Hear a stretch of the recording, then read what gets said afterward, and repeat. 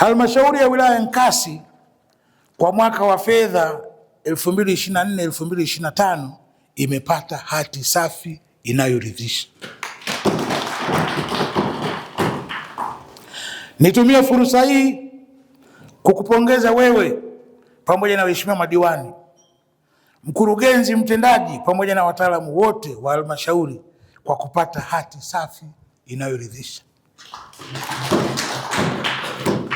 Ushirikiano huu kati ya waheshimiwa madiwani pamoja na wataalamu uendelee ili kuhakikisha kuwa mnaendelea kupata hati safi inayoridhisha mwaka wa fedha unaofuata hadi mwaka wa fedha unaofuata.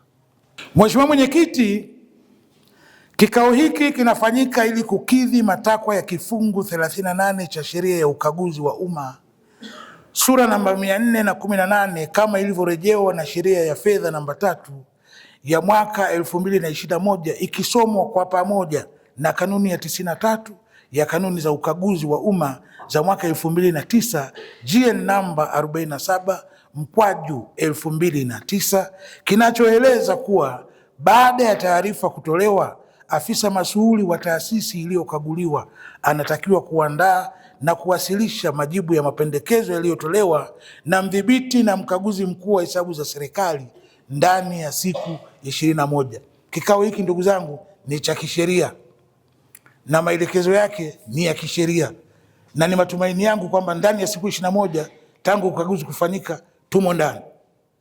Hongereni sana.